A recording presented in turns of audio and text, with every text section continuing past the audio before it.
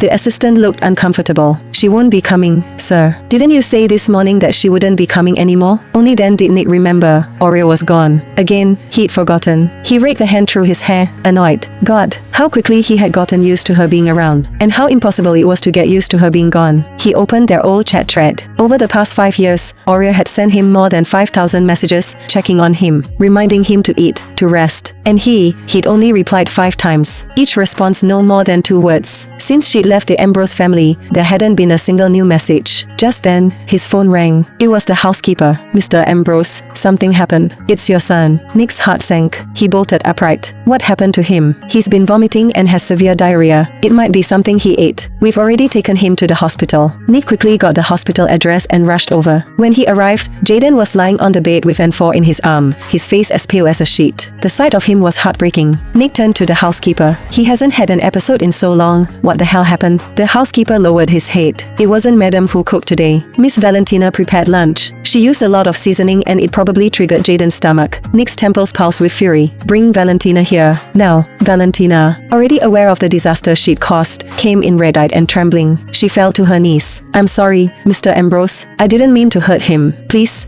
give me another chance. I promise I'll do better. Nick's anger was bubbling just beneath the surface, but the moment he looked at her face, her familiar, beautiful face, his fury faltered. He let out a heavy breath and said stiffly, I know you didn't mean it. I won't blame you this time. But from now on, let the professionals handle the meals. Just give the chefs the recipe book and make sure they follow it. Relieved, Valentina let out a shaky breath, but the moment she heard the word recipe, her expression stiffened. She forced a smile and said, I'm sure professional chefs have dozens of recipes memorized, and even if they don't, they're great at improvising. The food will still taste good either way. So, I don't think there's any need to give them the recipe book. Nick's eyes narrowed. He hated it when people disobeyed his instructions, and he hated excuses even more. If I say give them the recipe, he said coldly, raising his hand, then you give it to them. And if you can't, then hand it to me and I'll give it to them myself. That recipe wasn't just some random cookbook. It was Aria's personal note. She'd spent nearly a year perfecting every meal inside it, every portion meticulously crafted to fit Jaden's unique dietary needs. No chef, no matter how skilled, would know Jaden's body the way Aria did. If something like today happened again, Jaden's body might not be able to handle it. Frustrated by her silence, Nick, now barely holding on to his patience, snapped, Valentina, where is the recipe book? Valentina froze. Her lips trembled and after a long pause, she finally whispered, I burned it. Time seemed to stop. Nick stood there, rigid, like the air had been knocked out of him. Then the rage came crashing in. You what? He snapped, voice like thunder. Are you out of your damn mind? I told you that was Jaden's custom meal plan. Why would you destroy it? I'm sorry. I just thought. Aria's gone and keeping her things around might give her the idea that she's still welcome. What if she got the wrong idea and came back? I didn't want that to happen, so I burned it. Nick's whole body was trembling with fury. His jaw clenched, his fists tight at his sides. But in the end, he said nothing. He just told someone to take her away. Standing by Jaden's hospital bed, watching his son's frail little face, Nick finally understood. Not everyone could care for Jaden like Aria did. And not everyone could love him like she had, like he was truly her own. And for the first time,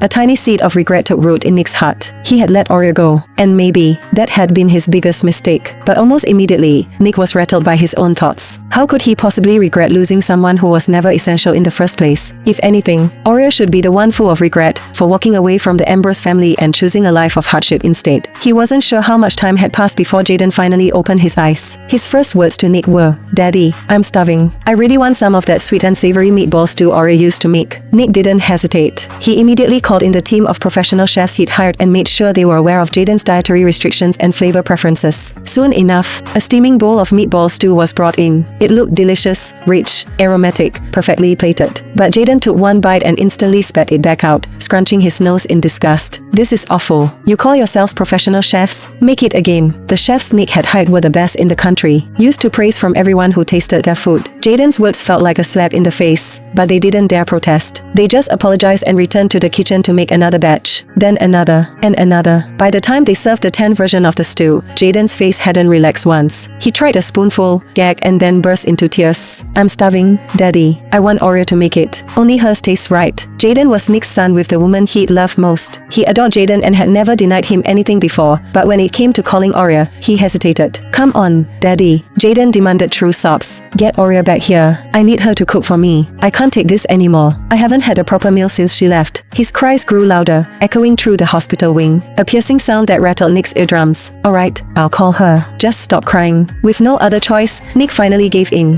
Jaden sniffled and finally quieted down, no longer tormenting Nick with his wails. Once outside the room, Nick found a quiet spot in the hallway, pulled out his phone and scrolled to Aurea's number. The familiar string of digits made his chest tighten. In 5 years of marriage, Aurea had always been the one to call him. He had never once reached out to her first, and now, his first time doing so was after she had asked for a divorce. It felt like defeat. But Jaden's health came first, swallowing his pride. Nick hit the call button. It rang and rang, long enough that Nick thought she might not answer. But just as he was about to hang up, her voice came through the receiver, soft, gentle. What do you want? Hearing her voice again made his heart stutter. For the first time, he noticed how beautiful it sounded, like a cool breeze on a scorching summer day, fresh and clear. He cleared his throat, trying not to sound awkward. Look, about yesterday, I'm willing to let it go. You can come back to the Ambrose estate. Jaden wants your cooking. He's been asking for that stew. Just come back and make it for him. Aurea's POV. I had just woken up from a nap when Nick called. At first, I thought I was dreaming, but when I realized it was real, my mood instantly soured. I already told you, I'm not coming back. Never, I said coldly. Isn't Valentina staying with you guys now? Just have her follow my recipe.